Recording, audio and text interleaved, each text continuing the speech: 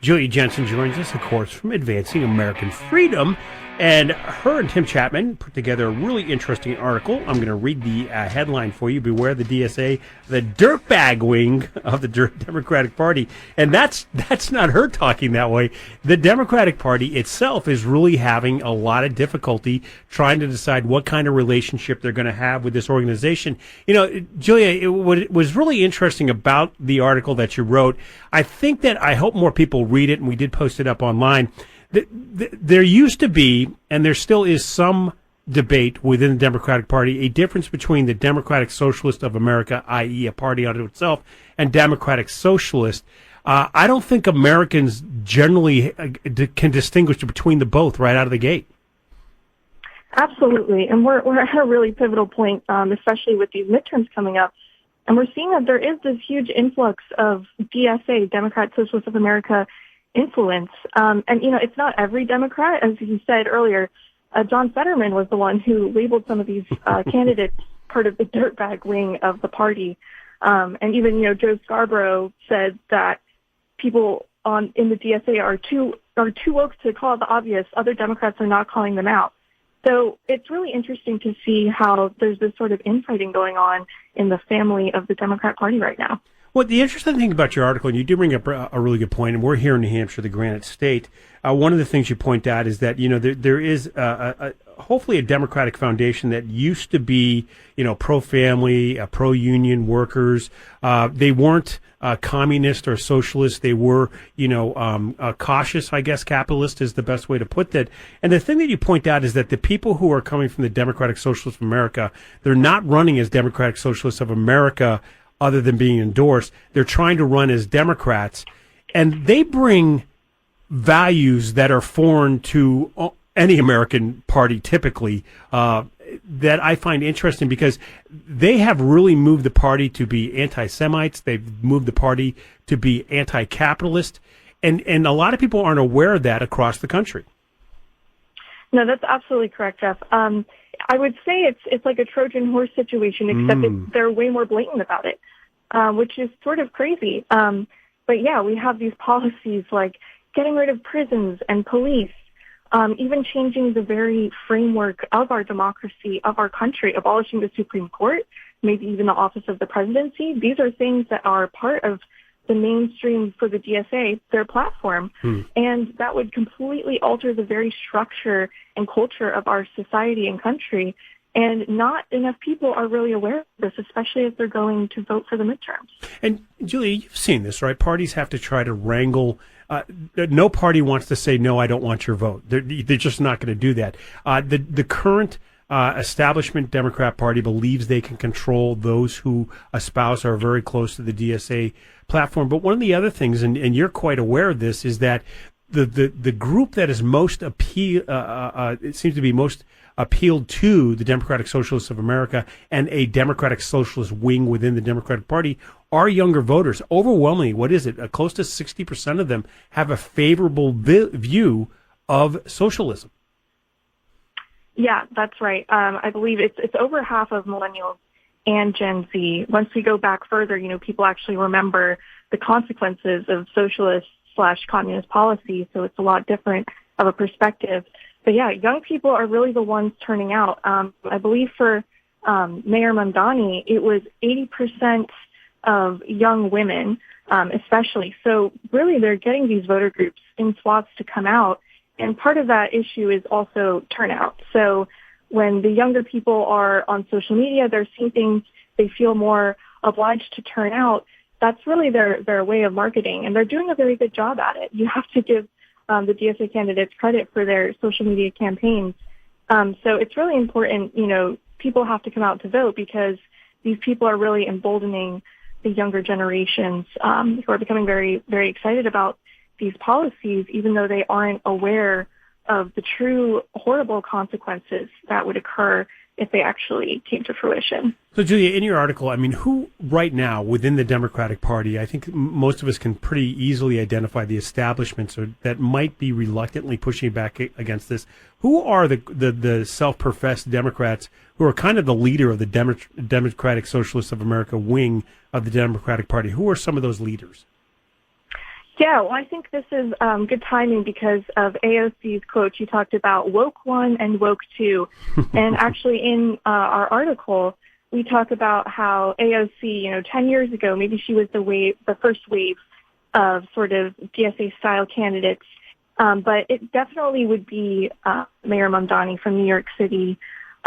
He's definitely sort of the breakthrough candidate, you could say. We were all a bit shocked when he won, although it made sense considering it was sort of a perfect alignment of circumstances to allow that to happen.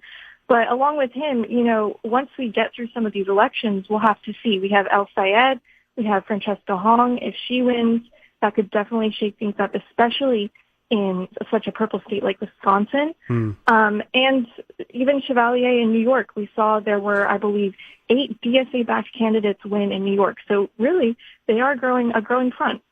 Well, Chevalier, too, and her about policies are just really kind of frightening. I think that's the interesting thing, too, is they're saying the things that they used to say inside themselves out loud now. And you've got people like Chris Murphy, who we know very well down in Connecticut. He's basically saying this is a big party tent. We want as many people as we can in that. Unless, of course, you're pro-life, then they certainly don't want you in the tent at all in that regard. If you're pro-Second Amendment, they don't want you in the tent. So I don't really believe them, Julia, when they say they want a big tent. I believe that they think they can control this new element coming in, like the camel sticking its nose under the tent. Yeah, I would completely agree. I mean, we used to have, representatives like Joe Manchin. Even if you look back at Bill Clinton's policy, he ran on pro-family, pro-free market a campaign structure. So, there has been a major change. Are they big tents? I would agree with you. I don't think that they are. But it's interesting that the people they will accept, and that's what we're really warning about in this article, is because, we don't believe that the entirety of the left believes these policies, and even some of the more extreme things, but, they really have to stand up against the true wrongs that are going on in their party. It'll be interesting to see how it ends up playing out. Once again, we're talking to Julie Jensen, of course. We'll post this up online along with the audio, but we already did post it up on our X account, Advancing American Freedom. What were your thoughts last night? I mean, right now, Hong she's within striking distance. She's actually in second place. I think I haven't heard the announcement yet whether there's going to be a recount in that race, but most likely it will be. But once again, that's still pretty good for what many people consider to be a battleground state. Over in Minnesota, the lieutenant governor, who is clearly a Democratic Socialist, won her particular race for Senate. So there were some wins even last night for those people more aligned with DSA. This is true. And it's really going to be more interesting going into the actual elections when they go up against a Republican candidate. There's a lot of speculation of how that could play out. I think most on the right are sort of glad when these really extreme candidates win because, that doesn't reflect the majority of Americans in whichever state you're in. But it is odd to see that candidates who are espousing such extreme ideas are pulling through with these elections. How do you address it, too? You're younger. I mean, when you talk to your peer group, what are the kind of questions they talk about when they talk about especially Democratic Socialist America? Do you think some of the Republican candidates out there are countering not just the Democratic Socialists of America kind of platform, but the pain points that most voters are feeling, including younger voters, about affordability, about access to housing, about that? Do you think that they're doing a good job there? Or is this a learning lesson to help them step up a little bit? Yeah, absolutely. And I think this comes down to affordability. That's what we're going to be seeing in the midterms. And that's definitely something that younger voters are thinking and feeling. Rent prices, gas prices, these are all things that are going to influence how they go to the polls. And really, it's how the candidates, both on the right and the left, are addressing this issue that will determine a lot of these elections, in my view. And I think Mayor Mamdani got it right when he said, he asked New Yorkers what the mayoral race was going to be about for them, and they said affordability, affordability, affordability. So really, it's going to be up to the right to be able to offer real solutions, free market solutions that appeal to younger voters, and also for them to explain what would happen if we actually do enact these socialist policies. If we have rent control, if everything is made quote unquote free, who's actually paying for it? it's really going to come down to educating the voters and making sure they know what they're actually getting into in the election. Yeah, and they still have time before the general elections as well. Julia Jensen, of course, Advancing American Freedom.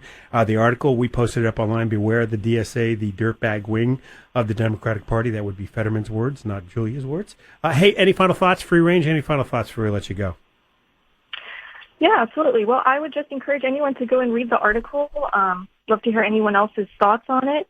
And I think it's really going to, again, come down to messaging as we go into November and into 2028. And I'm very interested to see how things go. But I am really hopeful that there are Democrats who do feel strongly about standing up to anti-Semitism and these other atrocities that some DSA candidates and those listening to Hassan Piker and having him at their events are promoting. So I'm not hopeless about it, but we definitely need to stand up before it's too late, before this becomes mainstream and a real problem for our society. Well said, Julia. Thanks for joining us this morning. We look forward to chatting with you again.